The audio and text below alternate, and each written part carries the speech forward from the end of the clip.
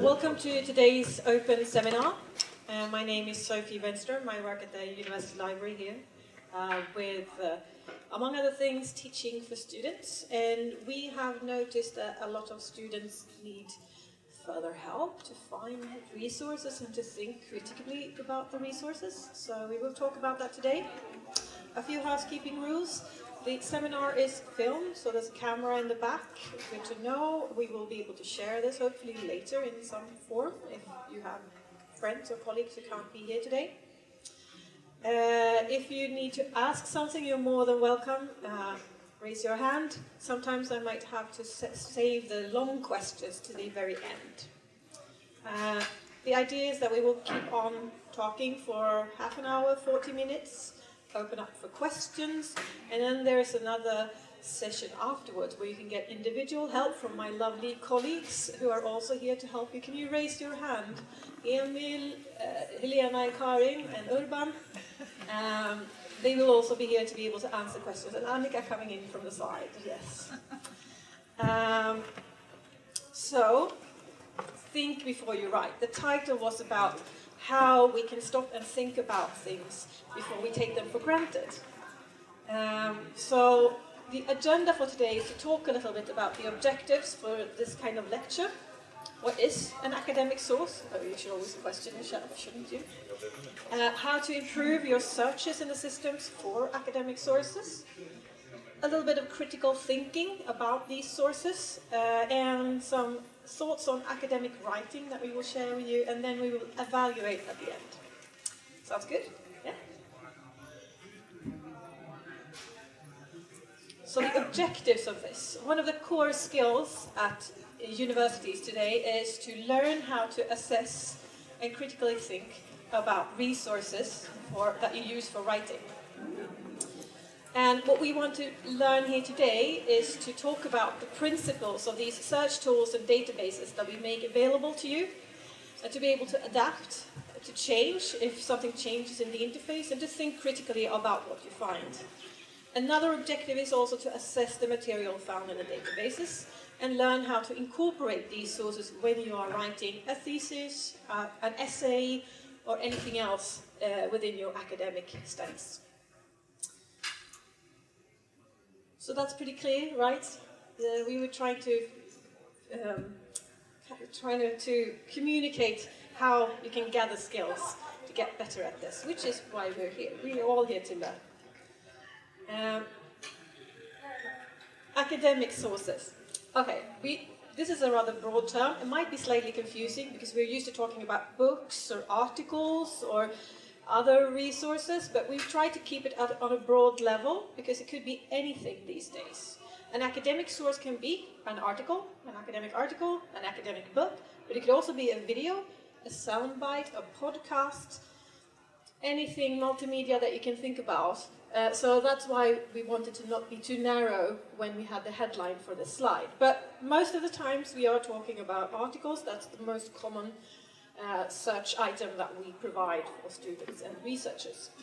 We have millions of articles, so you can imagine how many searches there are every day. I don't have these numbers on that one. But academic sources, why we use them in academia is to argue on the basis of previous knowledge. That you talk about what people already know and what you're adding, and this is to support your analysis and discussion that you're trying to claim that you've been asked by your supervisors or teachers. And also, some of the times, we do want to try to add something to debate or ongoing research in the field, if we can. Because we all, I'm not sure if everybody wants that, but I hope that most people want to move forward and learn more and see what's beyond what we already know. So it's a little bit about curiosity as well, I think, to enjoy academic studies. So far, so good. Can you agree with me on this sort of rather wide explanation? So from our point of view, the starting point from all this is the website. We have over 700,000 ebooks available to you. We have 31,000 e-journals available to you with millions of articles, over 200 databases that are available to you when you're logged in through our website. This is also where we provide instructions for how to search and terms for how to use the sources that you can find in our databases. So everything I say today will be available on the website as well. The reason for this is that we will want to give you as much as possible at the tip of your fingers. So there are a lot of people who study at the university today who cannot come to the library room for different reasons. They study abroad, they study from distance, well, they have to be in their home city for some reason, or people who just don't have the ability to travel as much because they live in one city. So that's why we try to keep it on the web, because we think that's most accessible to most people. The biggest feature of our website is the search field. Even this small picture, you can see that there's a search frame that where you can tap in. And I want to talk about what you tap in to that search field when you're trying to find sources. We librarians, we love search words, or search terms, or subject terms, or keywords. They can be called different things. When we love something, we have many names for it. And when you choose your search terms, they should be connected to the topic that you're trying to write about or trying to study. But sometimes you're given just a few words, maybe from the teacher or from the title of something that you're writing or reading. So search terms is built on a broader level. They're curated by trained librarians, metadata librarians. They're thinking about how they can categorize literature in different ways. So when you search, the idea is that you should use synonyms for the simple search term that you first thought about. So when you are going to be strategic, think about other ways of expressing the way what you are trying to describe. So look for related terms and balance broad and narrow terms. A broad term could be methodology or sociology. That's a very broad term. And then you can combine that with a narrow term, sociology in Sweden, or sociology and adults, or children, stuff like that. You can also play with the search terms and combine them together to create both combined searches and something called nested searches, where you have masses of search words that you can use together to pick and choose from the millions of articles that we have in our databases. And for this, we wanted to use the database tools. And I'm going to do a little bit of live demonstration for you about this. So hold your horses. Live demonstrations have a tendency to always go wrong, don't they? So, library website. I want to search for an article. So I choose the tab for articles. And today I want to search about academic writing. That's what we're here to talk about, isn't it? This will take you to our search interface for academic articles. It's delivered by a company called EBSCO. So this is a service that we buy from them, and they curate the material that's in the database for us. At the top you see the keyword that I put in, academic writing. You see search result 258,773 eminent articles on this topic. Oh wait, is it only articles? No, because if you scroll down, you see that there's a number of sources, e-books, academic journal. This seems to be some kind of other type of resource. Yeah, we have all sorts of stuff in here. So today I want to just talk about academic journals, just to make it a simpler argument. So I can, from this left-hand menu, I can refine the search to only include academic journals. That narrows it down with about 8,000 hits, yay. I also want to make sure that this is something that's super academic. So there's a little tab here called peer-reviewed. Can you see it on the left? I'm going to tick that, and I'll explain later why. This also narrows the search quite a bit. However, there are still quite a lot of articles in here. So when using the search terms, what you can do is to narrow down this search. You can, for example, use an advanced search function. It looks like this. This is the field where you can combine different search words. There are something called Boolean operators that can help you to include words or exclude words or combine words where you want to have both included in the search. So I can put in education, for example, search again. And you see I only get 68,000.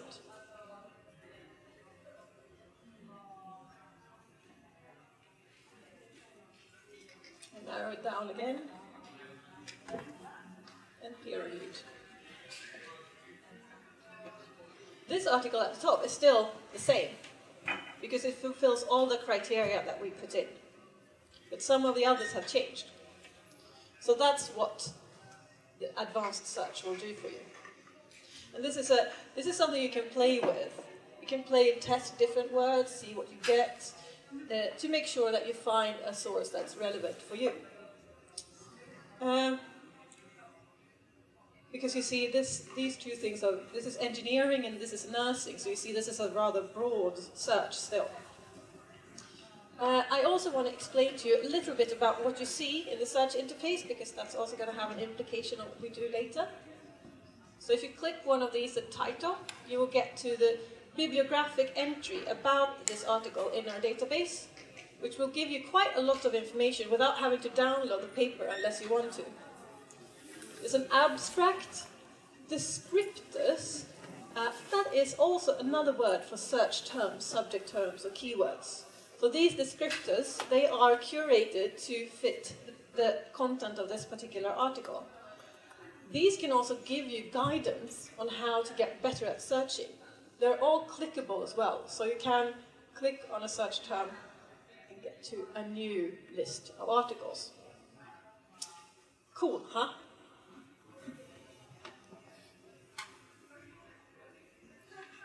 You can also see where the article is published, what database it comes from, what availability we have in our collections.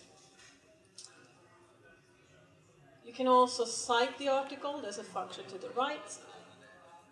You can cite the articles in different styles. There are tons of tools in here. I'm not going to go into all of them, but this is the way you can navigate and try to figure out and save sources. However, most of you, I assume now that most of you also use other search engines on a daily basis, like, for example, Google Scholar. Yeah, I do that a lot. I want to show you, if we do a similar search in Google Scholar, just to see the difference, what we provide through our library tools and what Google Scholar would do to you.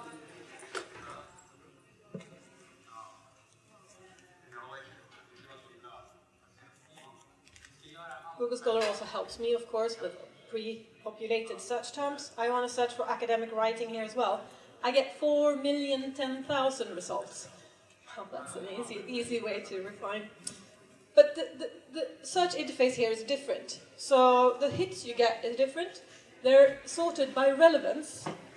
And this means that they are using metadata, open metadata that are out there on the web, to categorize the most popular article on the top. Not the one that's most relevant to your search words, necessarily. They are relevant, but they're also popular. And you see, there are, on the left-hand side, a lot of refinement tools, but not as many as in our library database, which means that you can't refine the search as much. On the other hand, you can get very relevant articles from here as well. But it takes a bit longer to sift through 4 million articles in comparison to 200,000, right? I don't recommend any of those, but you get the picture. So we think that Google Scholar is also a great source, but you use them for different things. A quick search for the best article might be faster in Google Scholar and can lead you forward in your research, because if you find a good article, that article could also be the key to other sources that are relevant to you. They have a reference list, they have keywords that you might widen your search with, they might have authors in the list that you get interested in, so you can do it both ways. It's just different ways of approaching the same challenge to find something that's relevant.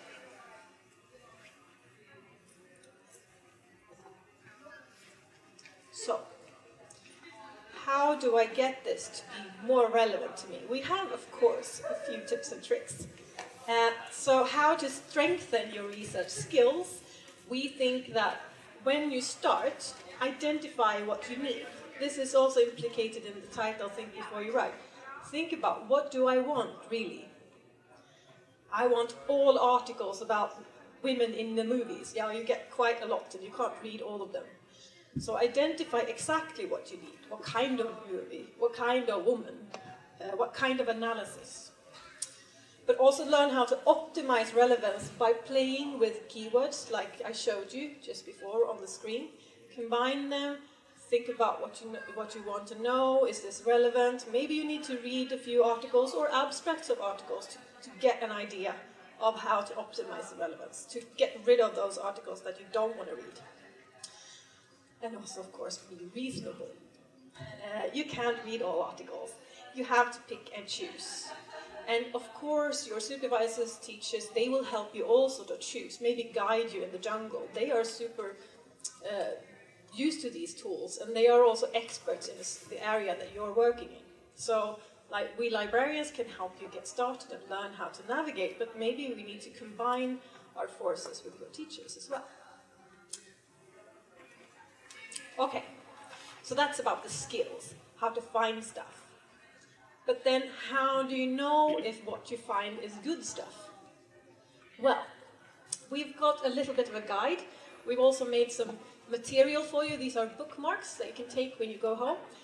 And we're going to try to summarize this in 6 questions that you can ask yourself when you look at a new source that you haven't seen before. Most of the sources that we have in our databases are pre-checked for this, but there's no guarantee that it's not foolproof. So it's no guarantee that it might be something that's kind of not relevant or could be not reliable in some way. So, when you see an article or a book or some other kind of source, maybe a podcast, anything like that, we want you to ask the first 2 questions. Who is the author? Who has written this piece of article or this piece of information? Where do they come from? Where have they published before? Is it a famous writer or author or researcher, or is it somebody who's completely new in the field? That might have an influence on the content of the information that you're looking at. So who are they?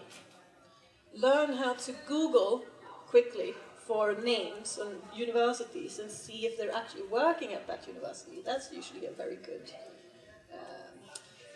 quick check. Is it an academic in general, or is it just any kind of person that are trying to write an article? Of course, we have freedom of speech and people should be able to write things. However, when you're searching for something that you can trust and rely upon when you write your own academic work, then you need to double check these things. Also check the source, so not only the author, but also the original source of the publication. So what kind of publisher is it? Is it a good publisher you can trust? Do they treat their authors and editors fairly, for example? Is it a journal, or is it just a magazine with a sort of semi-scientific article? Is it an institution that vouches for the quality of the publication? All of these are really interesting questions that you should ask yourself to make sure that you just not see something that might be slightly fake. Because we do talk about fake news these days, and that concern is real. There are also fake academic news, and we should be aware of that and make it clear to ourselves that we have to double check everything. That's a part of our academic strive. So those are the first 2 questions. The next pair of questions is connected to what kind of communication we are dealing with. So one of the questions you should ask yourself is, who is the target group? Is this article or book written for my target group? Is it relevant to my field of expertise, or is it something that's slightly related, but not entirely? Is it created in a specific context? Does it come from a conference, for example, where they all have a common theme to talk about? why is it published in that conference and not in a regular journal? Those sorts of things are also good to ask. There's a lot of general science theory that's applied across fields, and maybe they're talking about something that's not exactly what you are looking for. It might be interesting still, but not exactly what your teacher wants you to write. The other question related to that is it relevant? Again, it can be really interesting, but not necessarily relevant for what you're trying to do. So one way of checking relevance is also to check when it was published, what year, and what date. Has something been published after that that's even more relevant? Am I looking at the latest argument or discussion in this field, or am I looking at something that happened several years ago that we have now concluded wasn't correct or wasn't as relevant? Also, is it the correct topic, of course? Seems reasonable, right? And then the next two questions. The academic structure, don't we love that?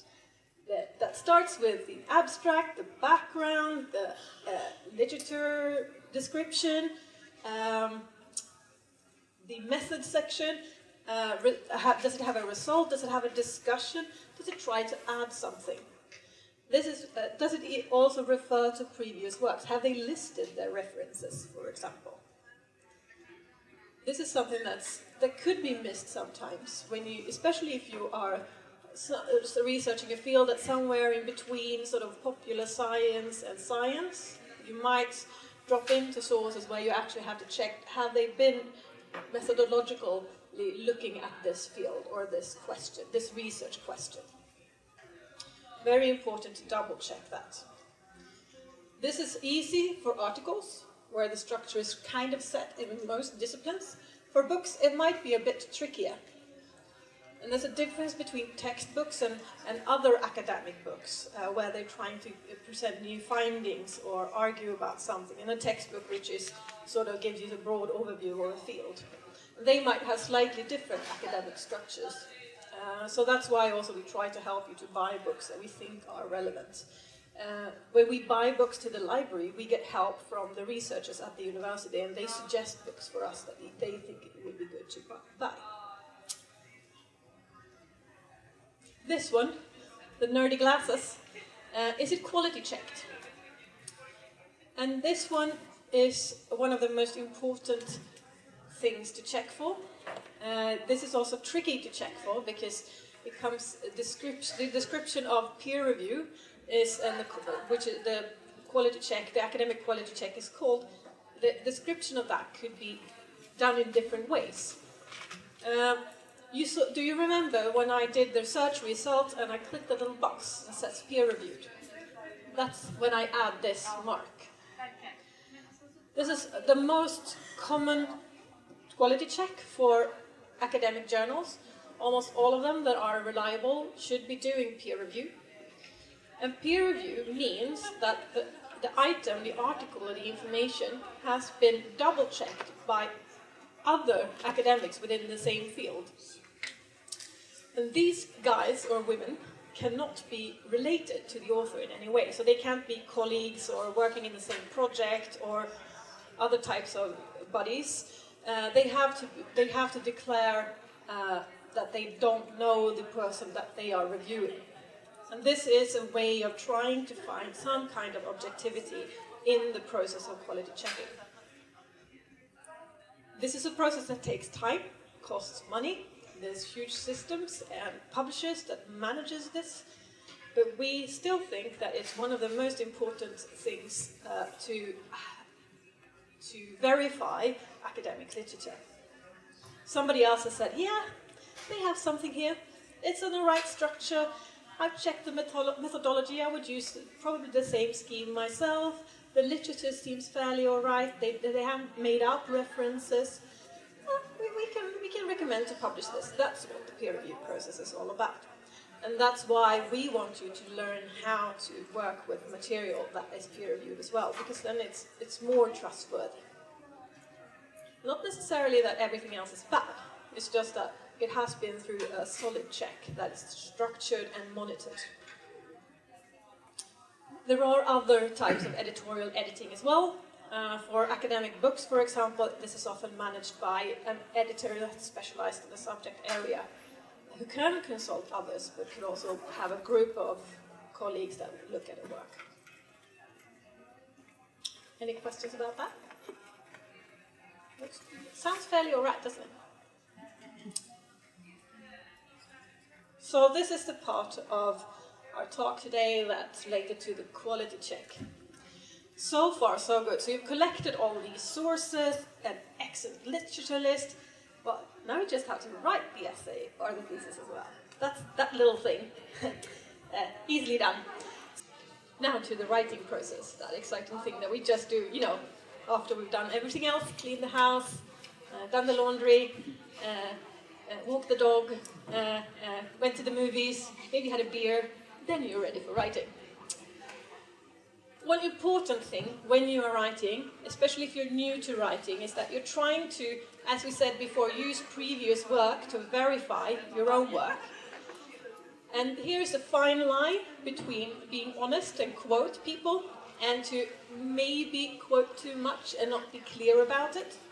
So plagiarism is a real thing that you should watch out for. Don't use others' words without properly citing them, or without properly telling the difference between your interpretation of the text and the actual text. This is super important and something that we have to train for years to actually manage. There are, of course, tools to help us with this. At Stockholm University, we use Urkund to double-check all essays handed in for grading. There are other tools as well that will search digital information to double-check whether or not you have used too much of another person's work. But what is the difference then between a quote, a reference, and plagiarism? Well, a quote is something that you quote from a brief snippet of something, maybe a sentence, max 2 sentences. You put it in within quotation marks. Maybe even pull it out of the text to make it sure that you see from the layout that it's something different than your argument about this specific quote or citation. A reference is, of course, that you put a reference in the text and talk about, with your own words, what this source is about or what this previous author is telling. And then you also have to put that source in the reference list at the end. Plagiarism would be to copy a long section of text and claim it as your own. So that's the simple way of explaining that. So very important to use your own words. A lot of teachers hate when you use too much citations. They want you to use your own words, explain to them that you have understood the literature. So try to put it in your own words or put it in another context or another perspective to show that you have understood the essence of the literature rather than typing it straight off. So citations are only for short, super short passages. So that's one way. That's just the literature section. There are other ways as well. But an essay is pretty long, especially when you have walked the dog twice and they don't want to pee anymore. So a little bit further advice. I'm writing a master's thesis myself, so I'm in this struggle now. So think about several things. First and foremost, follow the instructions. They're there for a reason. Creative writing is a very nice feature, but for academic work, if they have instructions, they're there for you to help you, to guide you through the process of what they want you to achieve, to reach the goals of your course or the task. But also, what is the main message that you want to convey? What do you want to say? This message should come rather early in the text. Maybe you should talk about in the abstract, maybe the title should say something about it. Creative titles are great, but conundrums might lead to people just browsing through your text because it's too much. Talk about what you want. What is the main message? And who is your audience? Is it only your teacher? Or are you posting it somewhere else where somebody else can read it? Do you want your peers to read it and comment on it? What kind of understanding do you want them to have of this text? In this context, of course, language is an issue. Not everybody is good at spelling. That it's not something that makes you a bad writer. It just means that sometimes you might need a little bit of help. Use spelling checks, tools for this. There are online tools that can help you with grammar, for example. It's very important that you express yourself clearly and also as brief as possible. Using a lot of words is not a treat. A lot of words can be used to hide something rather than explain something very clearly. Instead, give the reader a chance to understand your thoughts. What are you aiming for? Work with structure. Make sure that you have good headings that will explain what comes next. Do summaries of long passages. In summary, I just want to say that Bourdieu might have a few problems with his habituous term. And then I will explain why in the next section. That's a good way of tying together the different pieces of your essay. So that's often a tip that you get from writing experts. This is just, the tip of the iceberg. There's a lot to academic writing, and it takes a lot of training, but it's worth the effort. So I'm not always an expert on everything, so I would highly recommend, there are 2 ways of getting help with writing, academic writing at Stockholm University. We have academic writing services. They are located in the student house, below the A house. They have drop-in times on Tuesday afternoons for writing services in English. They can help you get started, help you discuss the structure of your thesis or essay. You can also book an appointment for consultation if needed. They also do open seminars like this one. They couldn't unfortunately join us today, but they send their regards and say that you're welcome. You can write to them, of course, and ask questions. There's also something called Center for Academic English, which I see now I spelled with American spelling. It should be British spelling, because they are a part of the Department of English here at Stockholm University. They have courses in academic writing. If you're international students, I'm sure that you've been offered to take a course with them, where you can earn ECTs and add it to your course list. But they also do proofreading and translations. This is they have to pay for it, but they have negotiated a low fee, so they can help you with that kind of services if you're really stuck. So these are the kind of professional-like services that we provide here. So these are more for training yourself. That is more for getting help or taking a full course on writing. Okay, so far so good. You have written the entire thing. Now you're supposed to add those sources that you had at the beginning. You did collect quite a lot of literature that you've been referring to. We have a last little suggestion for you, and that is to use digital reference management tools. To save your sources in a structured way. This will help, I promise you. These tools will help you to create a personal library of sources online or in a desktop application. You can export references to and from databases. You can auto-generate reference lists in the proper format. That's the best feature. You don't have to type it up. And you can use footnotes, and this is all comes as a plugin program in Word or any other writing tool. You can install software or use online versions if you're hopping between different computers, if you use public computers. And you can harvest bibliographic data from different websites, like the journal websites or our library databases with a browser plugin. This is super useful. We do courses on this, so talk to your classmates and maybe book one with us or book one through your teachers. We can help you get started with digital reference management. We also have a little bit of a movie clip and some advice on our website. So that is something that could be for the further studies. Last but not least, we have something called the Library Search Hub. Some of you might have already visited this. Behind the information desk there's a huge white table with lots of computers on it. That's our search hub. We have trained librarians working there every day between 10 and 3. And they can give you individual advice about writing Maybe not about academic writing, but about finding sources, doing searches, assessing searches, navigating databases, finding new databases, the information that you might not have known exists even. So anything library related, they're there for you. Some of my colleagues are here today, so we have reserved some time after this session. So if you have time, you can sit down with one of our trained librarians for 15 minutes or so. So we did a little bit of a schedule. Let me show you. We have a very neat pedagogical schedule here where you can sign up for a slot today. Could you stand up, please? So these are my wonderful colleagues that will help you later on. So we think that this might be a good opportunity to sort of use some of the things that we have talked about today and ask further and more in-depth questions.